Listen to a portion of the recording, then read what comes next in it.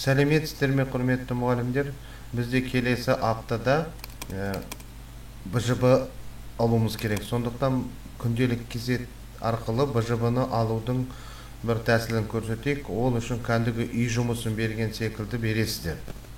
Мысал үшін, мен 7-ші Ә сыныбында 6 мамыр күні алуым керек. Сондықтан мен 6 мамырды басамын. Мысалы, кәдімгі үй жұмысын береміз ғой, сол секілді ғой. 6 мамырды береміз. Осыны басқаннан кейін менде бір үй жұмысы тұр міне.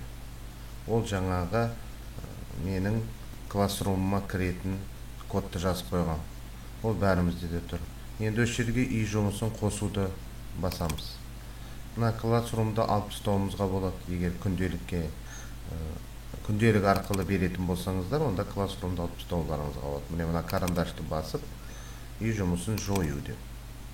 Керек жоқ болмаған үй жұмысы, тек қана БЖБ тұру керек бүгін. Қайтадан барамын. Осы күні қарасам, бізде жаңа журналға кіресіз, онымен суммативное оценивание 6 мамыр. 6 мамырды басқанда менде ештеңе жоқ. Үй жұмысы жоқ. Сондықтан үй жұмысын қосу дегенді басамын.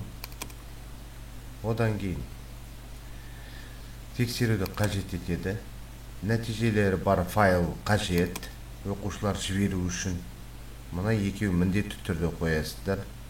Сосын мына жерге жазамыз, мысалы. Өздеріміз үшін жазып қойып қалатын. БЖБ деп. Одан кейін файлды қосасыңдар. Неше минут? 40 минут мысалы. 30 минут дейсіз бе? Енді файлды бекіту. Осы файлды қосуымыз керек. Ол үшін файлды бекітуді басасыздар. Файлды жүктеу. Файлды таңдау. Файл таңдауды басасыздар. Тауып аласыздар. Компьютерларыңызда сақталып тұрған өзіңіздің дайын БЖБ-ларыңызды алып жібересіздер. Мысалы, менде БЖБ мынау. БЖБ-ны басамын, таңдадым, бекіту деймін. Үй жұмысын беру дегенді басам.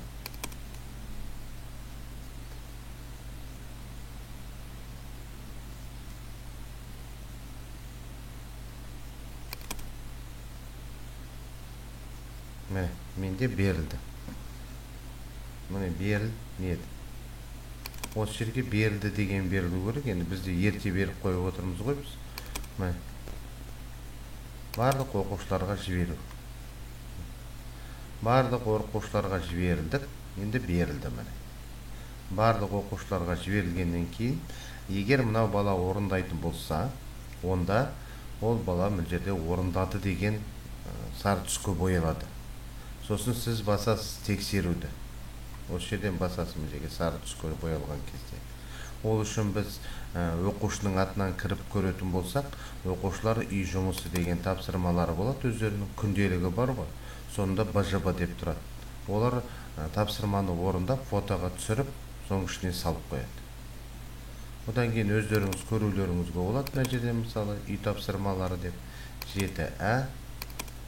Өз аты жөніңізді тауып алыңызға болады. Мына жерде міне. Пәніңізді тауып алыңызға болады. Пәніңізді тауып аласыз. Бүгінгі күннен бастап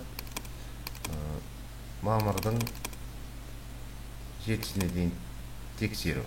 Тексеруді басқан кезде сізде көріп тұрады. Менде 7-ші Әге БЖБ берілді. Бірінші. Ал мынау бір БЖБ, екіншісі артық. Мен 2 рет сақтап қойған екем. Қазір информатикаға кіреміз. Үй жұмысы менде 2 болып тұр. Мынау файлмен бекітілген, а мынау менде артық. Сондықтан ондай артықтар шықса, ештеңе қиындығы жоқ. Карандашты басып, жойып тастауларыңызға болады. Ол артық үй жұмысы. Жоюды басамыз. Тек қана менде сонда мынау БЖБ ғана қалады. Осы ғана болу керек. Одан кейін карандашты басып тексерулеріңізге болады.